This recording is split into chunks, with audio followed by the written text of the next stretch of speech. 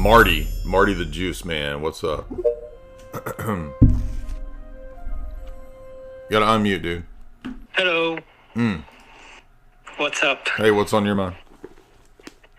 Thank you. I want to hear more about like your metaphysical kind of view. You said something about the transcendental argument. I honestly don't really see the merit, but probably I can just don't understand. So, are you saying that you need that? What is knowledge like in your definition? Well, I would say there's different types of knowledge. The Greeks even had a lot of different Greek terms for different types of knowledge. But if you mean justified, I would think justified true belief and Gettier problem and all that in terms of modern philosophy is a valid question to ask any worldview. Can they give an account for knowledge claims? And, why ought we to believe something rather than, just what knowledge claims are. So I think there's an element of ought involved in all this. That's a big part of the argumentation that I make. Ought we believe what is true? And so you can't really divorce. Point there is just that you can't divorce epistemology from ethics or metaphysics. I have a question. Okay. Do you think that a thought can capture reality fully? Can any thought be 100% true? I mean, I think that because we're made in the image of God, we have the ability to reason about the world and accurately understand the world, but that doesn't mean that we have exhaustive knowledge or omniscience. That's why God functions in the worldview to do that for us. Yes, so what is it that you can know? If any thought is no thought actually describes the world as it is, I didn't say that. I didn't say that. You said that. This is my claim. How do you know that no thought doesn't describe the world as it is? Well, because I can deconstruct any thought and see that it's partial. Well, but just because something's partial doesn't mean that it has no relation to the world. I'm not saying no relation. I'm just saying that... You said no relation. You said it bears no similarity to the world. I don't think that there's no similarity, but I don't think it describes the world actually. It's I think it does describe partially the world. Well, how do you know it does it partially then?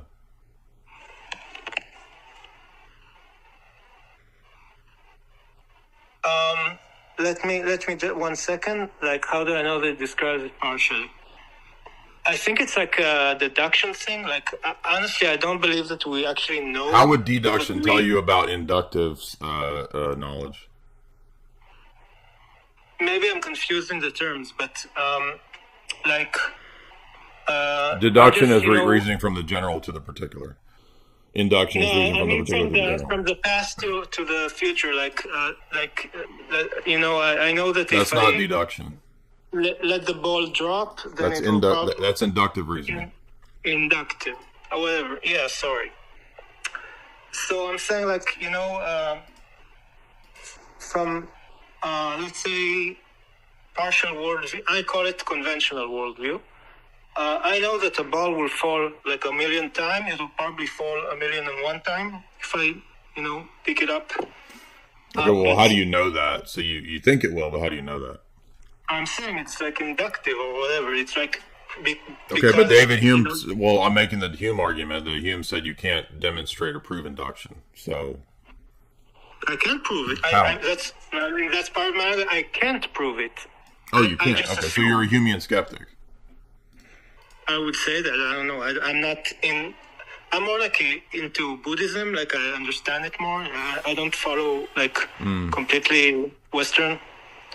Okay, right. So if you're a skeptic and you don't know that there's the future will be like the past, then there's no basis or justification for knowledge. So your position is self-defeating. Why? Because there's no justification for knowledge claims. There's no justification for knowledge. What does justification mean? Justified true belief and the Gettier problem. Justify true belief in what? The Gettier problem. Gettier? Gettier problem. Can you say what is that? Yeah, it's an addition to the classic notion of JTB, which is justified true belief, the traditional idea of what it means to justify or ground your knowledge claims. Somebody pointed out that you could actually also get something right accidentally, but you wouldn't be justified in your knowledge. This is why it's called the Gettier problem. So it's just an additional fourth criteria.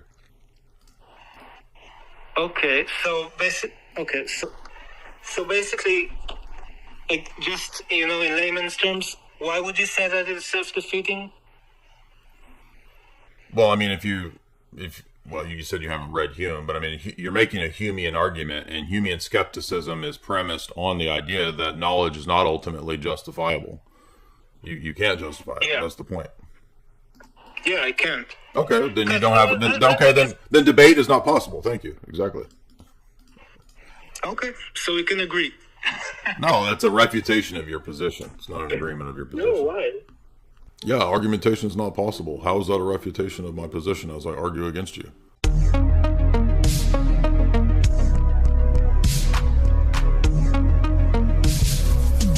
Divinity raises the humanity in Christ through theosis, and that's exactly what we experience.